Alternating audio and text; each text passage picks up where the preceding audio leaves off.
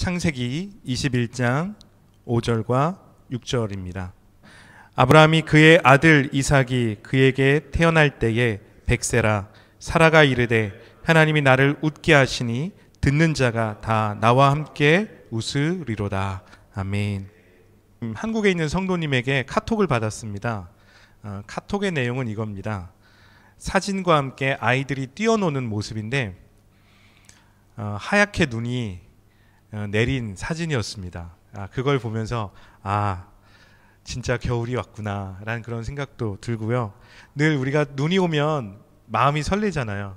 저도 오늘 예배 전에 그 카톡을 받으면서 참 마음에 그런 설렘을 가지고 예배를 시작한 것 같습니다. 누군가 이런 얘기를 합니다. 겨울은 봄을 준비하는 시간이라고 이야기를 하죠. 이 시기가 따뜻한 봄을 기대하는 그런 시간이 되었으면 좋겠습니다. 오늘은 강림절 세 번째 주일입니다. 강림절 세 번째 주일의 주제는 기쁨입니다. 기쁨. 오늘 우리가 기쁨도 여러 가지 종류들이 있잖아요. 그 중에서 한 가지 기쁨의 예를 나누고자 합니다.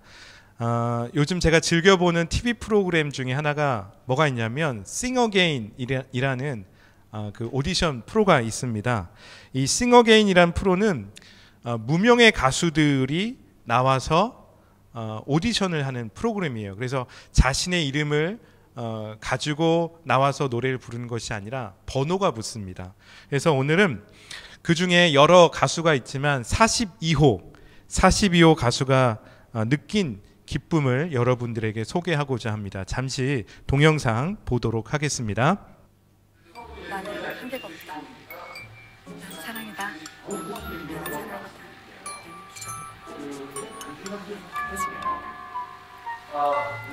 네, 다음 가수는 42호 가수님입니다. 반갑습니다.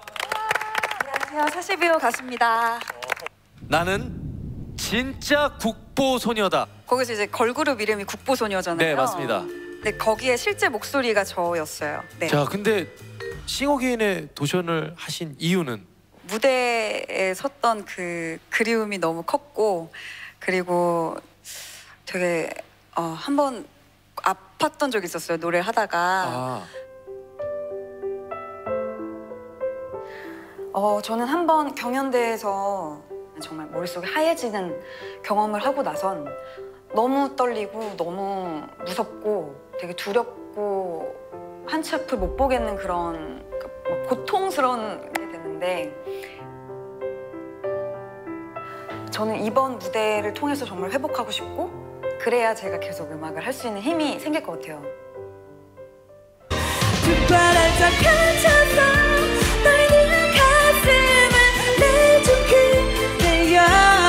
최고의 사랑을 가득 안겨주세요.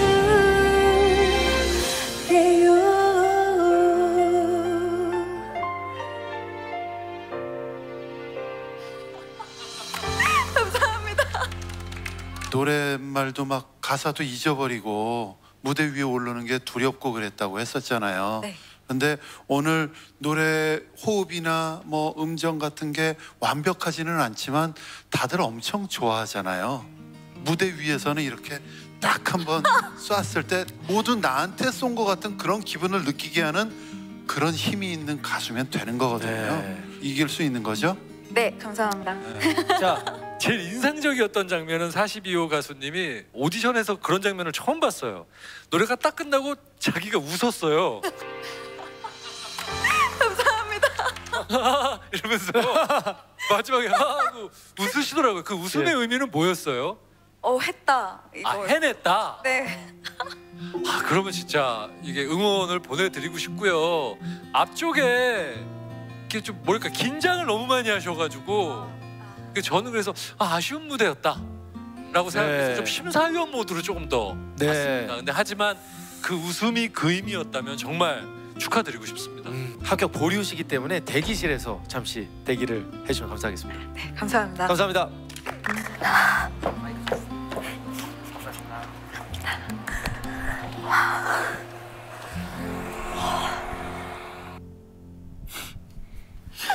잘했어. 네. 마지막에 잘했어.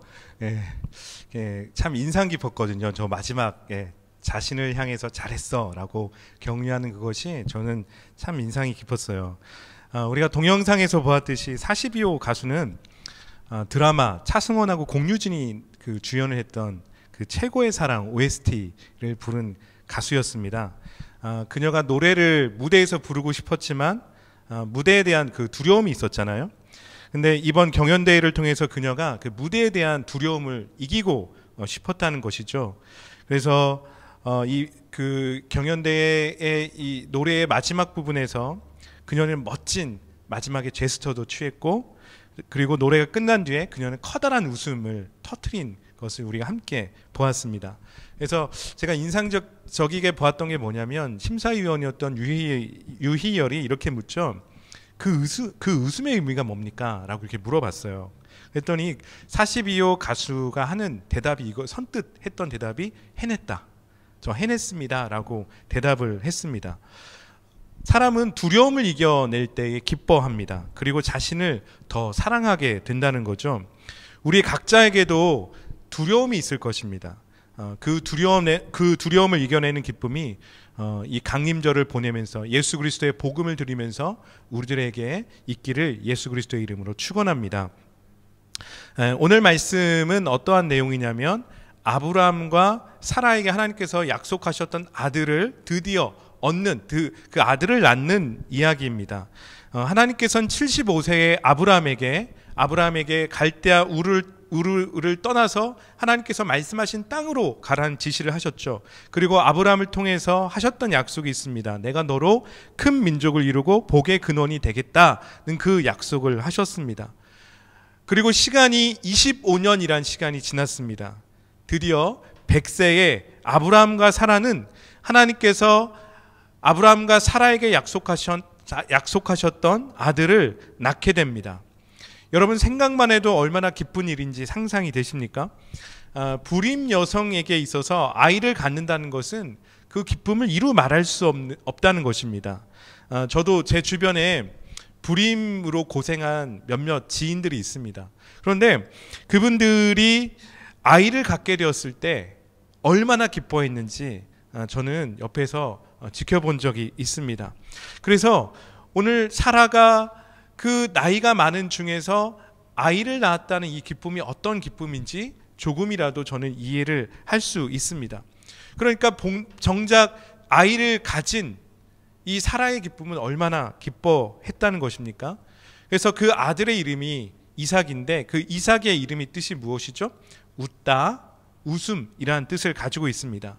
6절에 사라는 아들 이삭에게 할례를 행할 때 이렇게 홀로 고백을 합니다. 사라가 이르되 하나님이 나를 웃게 하시니 듣는 자가 다 나와 함께 웃으리로다. 오늘 말씀을 통해서 우리가 배울 수 있는 것은 이겁니다. 기쁨의 근원은 하나님이시다. 기쁨의 근원은 하나님이시다라는 것을 오늘 우리는 이 말씀을 통해서 배울 수 있습니다. 사람에게는 기쁨이란 감정이 있죠. 우리의 소망은 하루하루를 살면서 슬픔보다는 기쁨으로 가득 찬 그러한 하루를 살기를 원합니다. 그런데 문제는 우리가 가지고 있는 감정은 하루에도 몇 번씩 변한다? 12번씩 변한다는데 문제가 있다는 겁니다. 방금까지도 기분이 좋았어요. 방금까지도 기분이 좋았는데 한순간 기분이 나빠지는 경우가 있습니다. 예를 들어서 어떤 경우가 있을까요? 방금 빨래를 마쳤어요. 방금 세탁기에 빨래를 넣고서 다 넣고 빨래를 열심히 돌리고 이제는 TV 앞에서 앉아서 드라마 한 편 볼까라고 생각했는데 다시 빨래가 이만큼 쌓여 있는 경우, 그런 경우가 있죠. 가정에서 그러한 빨래가 쌓인 모습을 보면서 아마도 이렇게 말하는 사람은 없을 겁니다. 사랑스러운 내 빨래, 이렇게 말하는 분들은 아무도 없을 것입니다. 오히려 쌓여가는 그 빨래를 보면서 그냥 한숨만 나오는 것이 아마도 우리의 일상일 것입니다. 사람은 누구나 슬픔보다는 기쁜 일이 많기를 늘 소원합니다. 왜냐하면 기쁨은 우리들에게 힘을 가져온, 하루의 삶을 살아갈 수 있는 힘을 가져오기 때문이라는 것입니다. 일반적으로 사람들이 기쁨에 대해서 말할 때 어떻게 정의를 하죠? 기쁨이란 많은 사람들에게 물어보면 기쁨이란 이렇게 말합니다. 기쁨이란 즐거운 마음이나 느낌이다 라고 이야기를 합니다. 여러분 상상이 가세요? 이러한 정의에 대해서. 또 어떤 분은 이렇게 얘기를 합니다. 안녕, 성공, 행운 또는 자신이 갈망하는 것을 소유하게 될 가능성에 의해서 솟아오르는 감정이라고 얘기를 하고 있습니다. 그러니까 이 느낌은 어떠한 느낌이냐면 1년 동안 마치 엄마 아빠가 약속한 크리스마스 선물을 기다리듯, 근데 그 선물이 나한테 주어졌을 때 드디어 주어졌다, 내가 원하는 것을 얻었다 했을 때 그런 기쁨이라고 이 얘기를 할 수 있겠죠. 우리 잠시 기분 좋은 상상 한번 해봤으면 좋겠습니다. 어떤 거냐면 코로나19가 오늘 종식이 되었다고 생각해 보세요. 여러분 어떠십니까? 너무나도 기쁘지 않겠습니까? 자유롭게 예전과 같이 생활할 수 있다면 얼마나 기쁘겠어요. 생각만 해도 기쁘지 않습니까? 자유롭게 누군가를 만날 수 있고, 자유롭게 식당에 가서 맛있는 음식도 큰 소리 내면서 웃으면서 침 튀겨가면서 이야기할 수 있고, 학교에 가도 어떻습니까? 더 이상 마스크 쓸 필요도 없고, 지금 우리 현장 예배에서 나와 있는 우리 기획위원들 마스크 다 쓰고 계신데 얼마나 답답하세요, 그렇죠? 마스크 쓸 필요 없이 생활할 수 있다는 이것만으로도 얼마나 기쁘겠습니까? 그리고 학교에 가서도 마스크 쓸 필요 없이 친구들과 자유롭게 운동도 하고 생활할 수 있다면 얼마나 기쁘겠습니까? 그리고 가족 간에 한국과 말레이시아를 자유롭게 전과 같이 오갈 수 있다라면 여러분 얼마나 기쁠 수 있겠습니까? 그리고 아까 박지영 권사님 기도하셨던 것처럼 자유롭게 하나님 앞에서 우리가 예배할 수 있다라면 이것이 얼마나 우리 가운데 기쁨이 되겠습니까? 우리 함께 소망하기 원하는 것은 그러한 기쁨의 날이 오기를 함께 기도했으면 좋겠습니다. 성경에서는 기쁨을 앞에서 살펴보았듯이 단지 어떠한 즐거움이나 마음의 느낌 혹은 자신이 원하는 바를 얻는 것을 얻는 그런 느낌을 성경에서 기쁨이라고 말하고 있지 않습니다. 성경에서 말하는 기쁨은 뭐냐면 하나님으로부터 주어지는 것, 이것이 기쁨이다 라고 이야기를 하고 있습니다. 6절 말씀을 보면 사라는 아들 이삭에게 할례를 행할 때에 이렇게 홀로 고백을 합니다. 사라가 이르되 하나님이 나를 웃게 하시니 듣는 자가 다 나와 함께 웃으리로다. 이 말씀을 쉽게 표현하면 이겁니다. 사라가 이렇게 얘기하는 거예요. 하나님이 나에게 웃음을 주셨구나, 나와 같은 늙은이가 아들을 낳았다라고 하면 듣는 사람마다 나처럼 웃지 않을 수 없겠지? 라고 사라가 이렇게 얘기를 한 거예요. 사라의 고백을 가만히 보면 웃음이 누구한테 주어진 겁니까? 오늘 사라가 그 늙은 나이에 아이를 갖는 것을 통해서 웃을 수 있었던 그 근원이 누구로부터 왔습니까? 하나님으로부터 주어졌다는 것입니다. 사라는 웃음의 근원이 하나님이심을 고백하면서 이제 그 기쁨을 주변 사람들에게 나누고 있다는 것을 오늘 말씀을 통해서 우리가 볼 수 있습니다. 사라는 자신이 90세에 이삭을 낳았죠. 그때 아브라함의 나이가 몇 세였습니까? 100세였습니다. 두 할아버지 할머니는 자식을 낳아서 너무나도 기뻤습니다. 그런데 성경에서는 사라의 상황에 대해서, 아들을 낳기 이전에 사라의 상황에 대해서 아주 명확하게 이야기를 하고 있는데 뭐라고 얘기하고 있냐면 사라는 경수가 끊겼다라고 이야기를 하고 있습니다. 그러니까 아이를 가질 수 있는 가망성이 없었다라고 분명하게 성경은 기록을 하고 있습니다. 아이를 가질 수 없다는 것은 여성에게 어떠한 의미죠? 마치 사망 선고와 같은 의미를 가지고 있습니다. 이러한 사망당한 것 같은 마음을 누가 기쁨으로 바꿔주셨습니까? 말씀을 보니까 하나님께서 사라에게 웃음을 주셨다라고 오늘 말씀은 우리들에게 이야기를 하고 있습니다. 여러분, 기쁨이 왜 기쁨의 근원이 하나님일까요? 그것은 우리가 함께 기쁨의 그 어원을 헬라어에서 찾아보면 이해할 수가 있습니다. 신약 성경에서 기쁨을 나타내는 단어가 두 가지가 있는데 하나는 카라, 그리고 또 하나는 카이로가 있습니다. 이 두 단어의 뜻은 뭐냐면 큰 기쁨이에요. 큰 기쁨이에요. 여러분, 큰 기쁨이 어떤 의미인지 아시겠습니까? 아까 42호 가수가 노래를 마치고 나서 어떻게 웃었죠? 하하하라고 크게 웃었어요. 아마도 그것이 큰 기쁨의 한 가지 일종이 되겠죠. 그러한 기쁨이 이 카라와 카이로의 뜻을 가지고 있습니다. 그런데 이 두 단어 카라와 카이로의 어근이 무엇이냐면 카리스예요. 카리스가 한국어로 뜻이 뭐냐면 은혜라는 뜻입니다. 은혜를 카리스라고 얘기를 하죠. 카리스가 은혜인데, 그러면 이 카리스, 하나님의 은혜는 뭐냐면 하나님께서 일방적으로 특별한 사랑을 부어주시는 것을 말하고 있습니다. 여러분 은혜 받으셨죠? 그렇게 얘기할 때 뭡니까? 하나님께서 일방적으로 우리 가운데 특별한 사랑을 부어주셨을 때, 그것을 경험했을 때 우리가 얘기하는 것이 은혜 받았습니다 라고 이야기를 하죠. 그렇습니다. 사라가 이삭을 낳고 하나님이 나에게 웃음을 주셨구나 라고 말할 수 있었던 것은 뭐냐면, 사라는 이것이 하나님의 은혜였다는 것을 깨달았다는 것입니다. 자식을 가질 수 없는 상황에서 태의 문을 여신 것은 누굽니까? 하나님이시다 라는 것을 사라는 고백을 했다는 겁니다. 오늘 사라가 90세의 이 사라가 자식을 낳을 수 있었다는 것은 어떤 거죠? 인간의 상황을 뛰어넘어선 일이라는 것입니다. 이 일은 인간의 노력으로 할 수 있는 것이 아니라 하나님의 적극적인 개입이 있을 때 가능한 일이었다는 것을 성경은 분명하게 우리들에게 말해주고 있다는 것입니다. 그래서 누구든지 사라가 이삭을 낳았다는, 아들을 낳았다는 이 이야기를 들으면 누구든지 두 사람 참 많이 노력했네가 아니라 무엇입니까? 누구에게나 이 일을 말해도 하나님이 이 일을 행하셨구나 라는 고백을 할 수 있게끔 하신 것이 사라가 이삭을 낳은 그러한 일이었다는 것입니다. 누구나 하나님이 이 일을 행하셨구나 라고 인정할 수밖에 없는 일이었다는 것입니다. 이처럼 하나님의 일하심을 경험한 사람은 기쁨을 경험할 수 있습니다. 오늘 사도 바울이 경험한 그 기쁨을 어떻게 이야기하고 있는지 한편 보겠습니다. 빌립보서 4장 4절과 8절에 있는 말씀 함께 읽겠습니다. 읽습니다. 주 안에서 항상 기뻐하라. 내가 다시 말하노니 기뻐하라. 주께서 가까우시니라.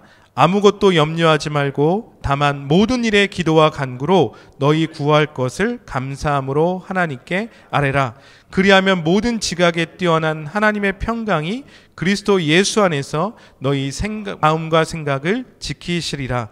끝으로 형제들아, 무엇에든지 참되며 무엇에든지 경건하며 무엇에든지 오르며 무엇에든지 정결하며 무엇에든지 사랑받을 만한 무엇에든지 칭찬받을 만한 무슨 덕이 있든지 무슨 기림이 있든지 이것들을 생각하라. 오늘 이 말씀은 사도 바울이 감옥에서 갇힌 가운데서 성도들에게 부탁하는 내용입니다. 사도 바울의 요지는 무엇이냐면 성도들아 기뻐하라는 것입니다. 염려하지 말고 모든 일을 기도와 간구를 하나님께 맡겨라. 그러면 너희가 기뻐할 수 있다라고 이야기를 하고 있습니다. 감옥에 갇힌 그가 어떻게 성도들에게 기뻐하라고 말할 수 있겠습니까? 그가 그렇게 고백할 수 있었던 것은 하나님의 선하신 뜻이 무엇인지 알았기 때문이라는 거죠. 하나님은 우리가 처한 모든 상황 속에서 항상 오르신 분이십니다. 그래서 그리스도인들이 집중해야 되는 것은 자신의 상황과 자신의 감정과 어떠한 환경을 묵상하는 것이 아니라 하나님이 나에게 어떠한 분이신가, 하나님의 그 선하심, 인자하심, 그 영원하심을 우리는 묵상할 필요가 있다는 것입니다. 그럼에도 불구하고 우리가 믿음의 삶을 살다 보면 어떤 일들이 있습니까? 매일매일 하나님의 그 성품에 초점을 맞추고 매일매일 말씀을 묵상하는 그런 삶을 살아가고 예배의 삶을 살아가지만, 기도의 삶을 살아가지만 우리가 항상 만나는 것은 무엇입니까? 믿음의 삶을 흔드는 일들이 우리 가운데 항상 있다는 것입니다. 오늘 사도 바울이 감옥에 갇힌 것처럼 우리의 삶을 감옥과 같이 갇혀 있는 듯한 느낌을 갖게 하는 일들이 우리 주변에 얼마나 많이 있습니까? 여러분, 그럴 때 성경이 우리들에게 말하고 있는 것은 그리스도인의 삶의 태도는 기뻐하는 것이다 라고 우리들에게 이야기를 하고 있습니다. 여러분, 기쁨은 결정하는 것입니다. 선택하는 것입니다. 오늘 사라의 삶을 바라볼 때에 사라는 90세에 아들을 낳았습니다. 불임 여성이었습니다. 그 당시 문화로 볼 때에 사라는 어떠한 삶을 살았냐면 수치의 삶을 살았습니다. 그렇지만 하나님의 방문을 경험하는 순간, 하나님의 은혜를 경험하는 순간 그녀의 삶은 무엇이 되었습니까? 기쁨이 되었다는 것입니다. 그녀를 웃게 한 것은 하나님의 신실하신 언약, 하나님의 변치 않는 사랑, 하나님의 변치 않는 그 신실하심 때문이었다는 것입니다. 여러분, 그렇습니다. 그리스도인은 하나님의 은혜를 알기 때문에 우리가 처한 상황 속에서, 우리가 처한 고통 속에서, 고난 속에서 무엇을 결정합니까? 기뻐하기로 결정할 수 있다는 것입니다. 성도 여러분, 기뻐할 수 없는 상황 속에서 오늘 사도 바울이 성도들에게 부탁하는 것처럼 기뻐할 수 없는 상황 속에서 기도를 선택하셨으면 좋겠습니다. 기뻐할 수 없는 상황과 환경 속에서, 감정 속에서 다시 한번 감사를 선택하셨으면 좋겠습니다. 그러할 때 어떠한 일들이 있게 됩니까? 말씀과 같이 하나님의 평강이 우리의 생각과 마음을 지키는 일들이 있게 된다는 것입니다. 그것을 한마디로 얘기하면 하나님의 은혜를 경험하는 일들이 우리의 삶 속에 있게 된다는 것입니다. 결국 그리스도인의 기쁨은 우리의 생각, 상황, 환경을 넘어선 하나님의 은혜로 주어진다는 것을 오늘 우리는 이 말씀을 통해서 배울 수 있게 된다는 것입니다. 그렇다면 우리는 어떻게 이 하나님의 은혜를 경험할 수 있겠습니까? 성경은 명확하게 우리들에게 말하고 있는 것은 예수 그리스도의 사랑을 받아들이는 것이다 라고 말하고 있습니다. 그렇다면 여러분, 우리가 예수 그리스도의 사랑을 어디서 경험할 수 있겠습니까? 오늘 말씀과 같이 소망이 끊겨진 상태에서 사라가 이삭을 낳았듯이 소망 없는 세상에 예수 그리스도가 육신의 몸을 입고 태어난 사건을 통해서 우리는 하나님의 사랑이 무엇인지, 하나님의 은혜가 무엇인지 묵상할 수 있게 된다는 것입니다. 누가복음에 있는 말씀 보겠습니다. 누가복음 2장 8절에서 14절에 있는 말씀 보겠습니다.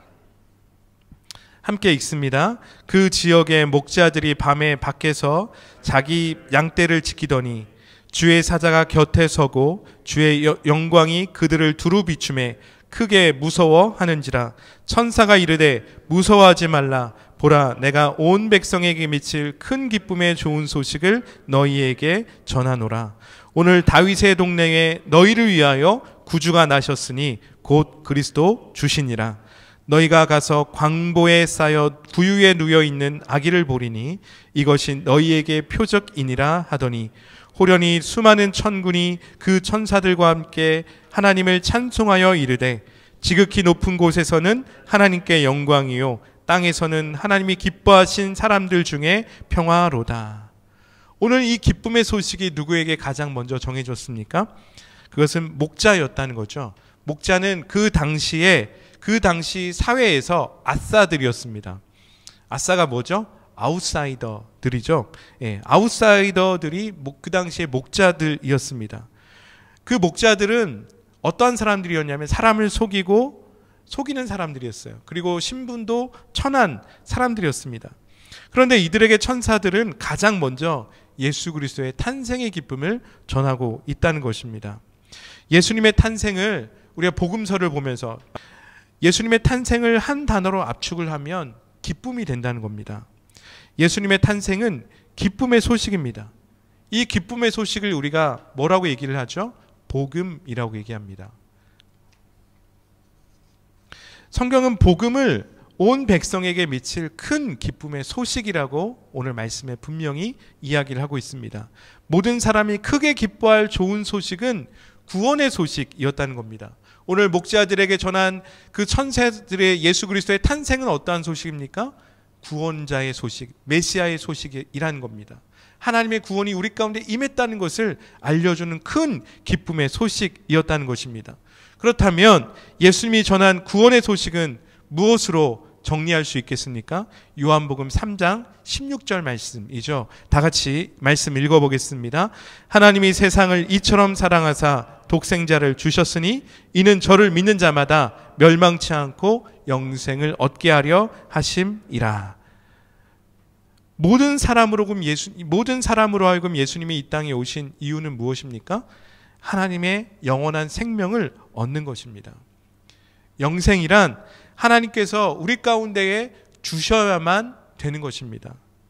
예수님께서 주시는 생명은 육적인 생명에 대해서만 말씀하시는 것이 아니라 무엇입니까? 영적인 생명에 대해서 우리들에게 말해주고 있다는 것입니다.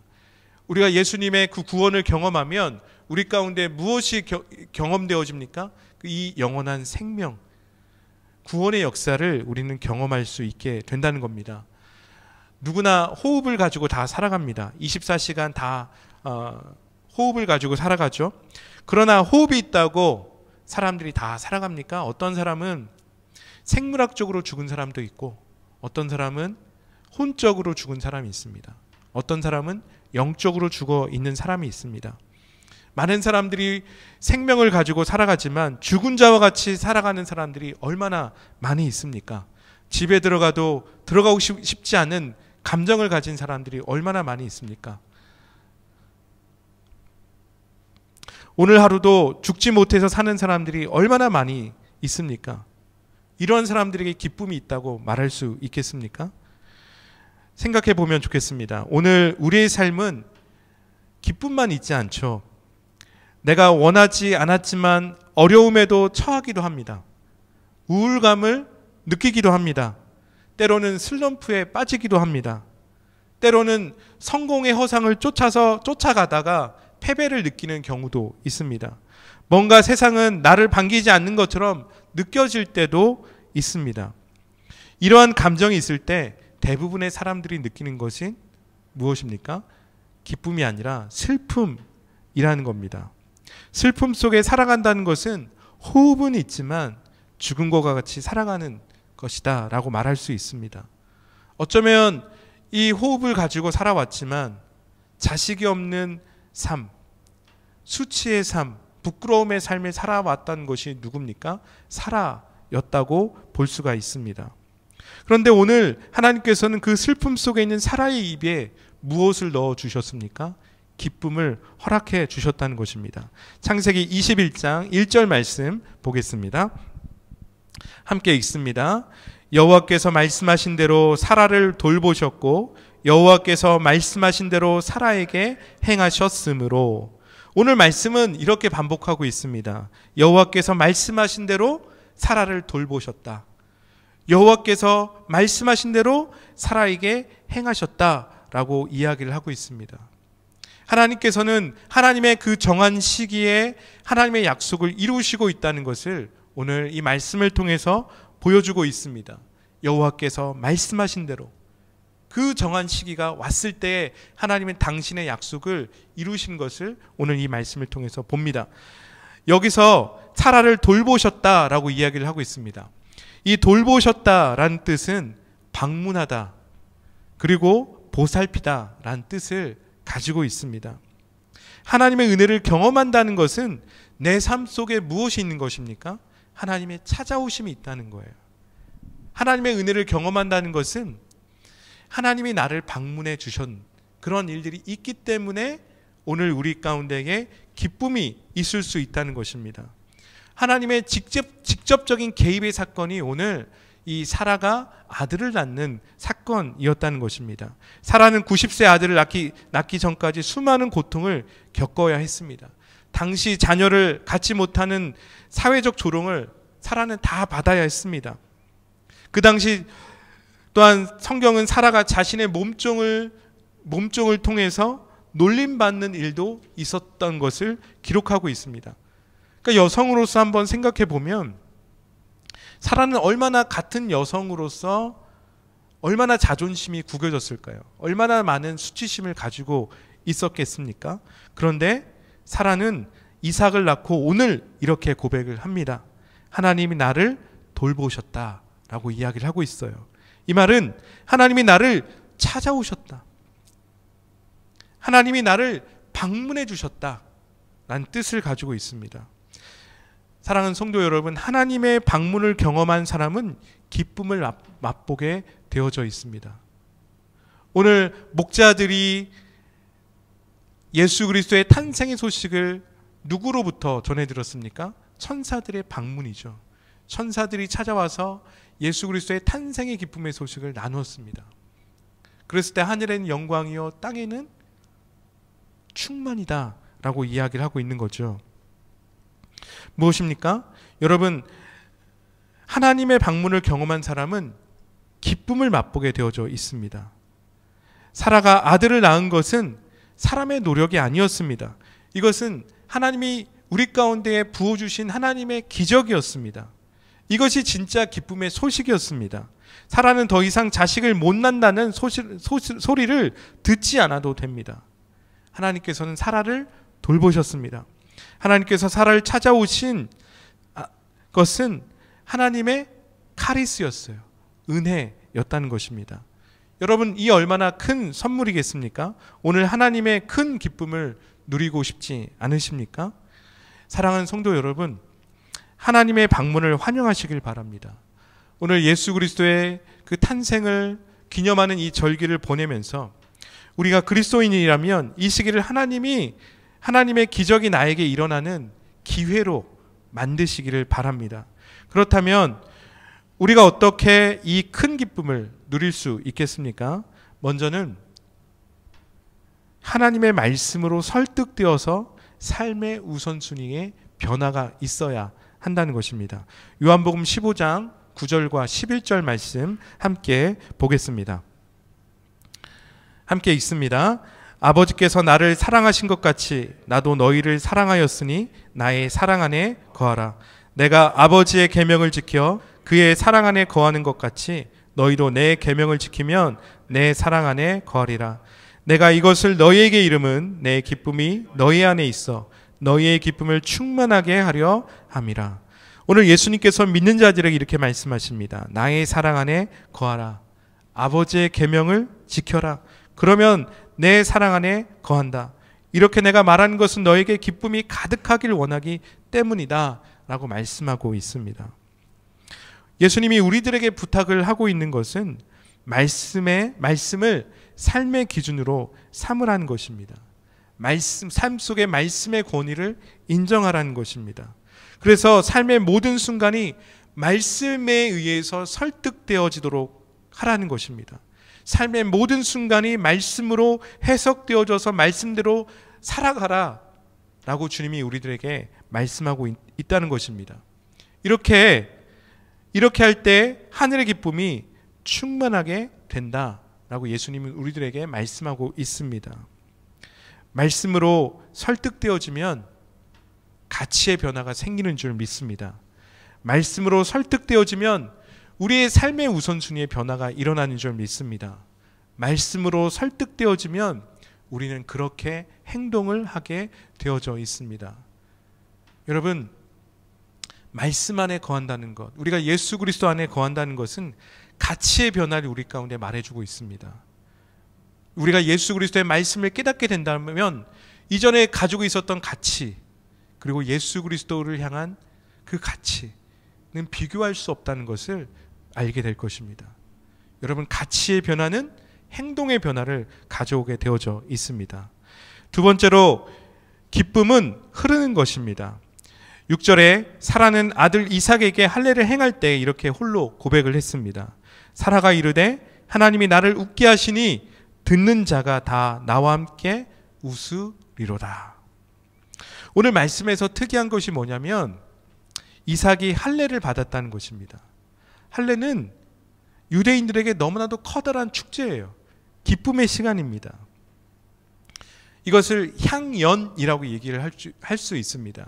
향연이라는 것은 특별히 아주 융숭하게, 아주 거대하게 손님을 대접하는 잔치를 향연이라고 합니다.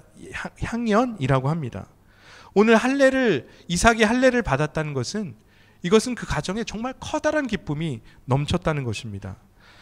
쉽게 생각하면 이렇게 우리가 생각해 볼 수가 있습니다.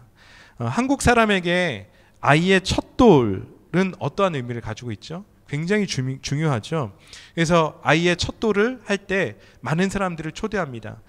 뷔페에 손님들을 모시고 기쁨으로 여러 가지 프로그램을 준비해서 기쁨의 시간을 함께 나누고 그 아이를 축복하는 시간을 갖습니다. 이것은 생명의 기쁨을 나누는 일이죠.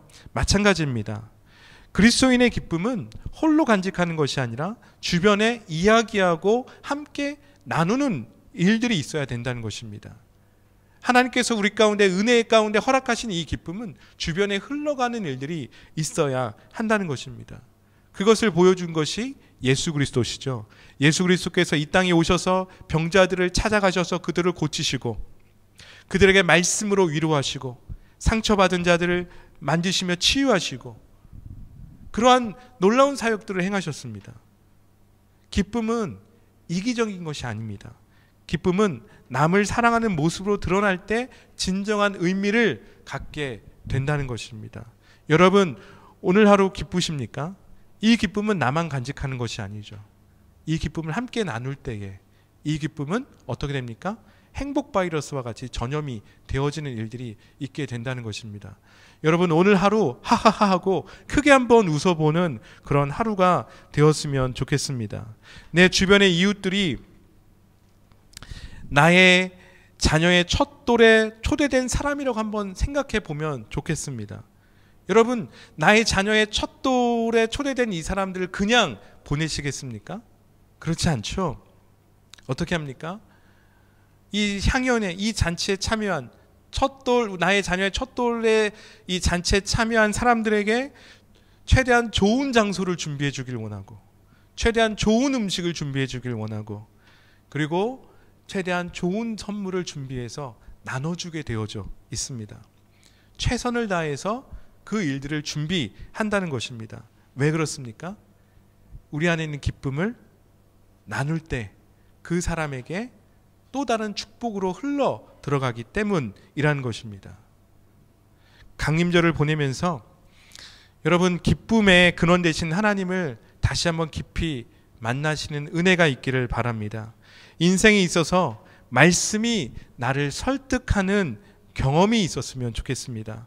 그리고 예수 탄생의 기쁨을 주변에 나누는 그러한 은혜가 있기를 예수 그리스도의 이름으로 축원합니다. 우리 잠시 기도하도록 하겠습니다. 하나님, 우리의 기쁨의 근원 되신 주님을 찬양합니다. 하나님, 우리의 매일의 삶 속에서 큰 기쁨을 허락하시는 주님을 찬양합니다. 우리의 입술에 근심이 아니라, 우리의 입술에 부정이 아니라 하나님, 우리의 입술에 긍정과 기쁨을 허락하시는 주님을 찬양합니다. 우리의 입술에 찬양을 허락하시는 주님을 찬양합니다. 우리의 입술에 기도를 허락하시는 주님을 찬양합니다. 우리의 입술에 감사를 허락하시는 주님을 찬양합니다. 하나님, 오늘 우리가 느끼는 감정과 상관없이 오늘 하루 우리 가운데 구원을 허락하시며 우리를 찾아오셔서 우리를 만나주시며 우리를 돌봐주시는 그 하나님의 방문을 경험함으로 말미암아 우리 안에 슬픔이 변하여 기쁨이 되어지는 일들이 있게 하여 주시옵소서. 아버지, 특별히 코로나 상황 속에서 모든 염려와 근심 걱정 예수의 이름으로 그 모든 것들이 떠나가게 하여 주시고, 하나님, 우리의 모든 초점이 이제는 예수 그리스도께서 허락하시는 그 구원의 기쁨을 누리는 삶을 살아갈 수 있도록 인도하여 주옵소서. 우리를 돌보시고 우리를 이끄시는 하나님, 우리를 지키시는 그 놀라운 하나님, 우리의 모든 것 되신 그 하나님을 찬양드리며 예수님의 이름으로 기도합니다. 아멘.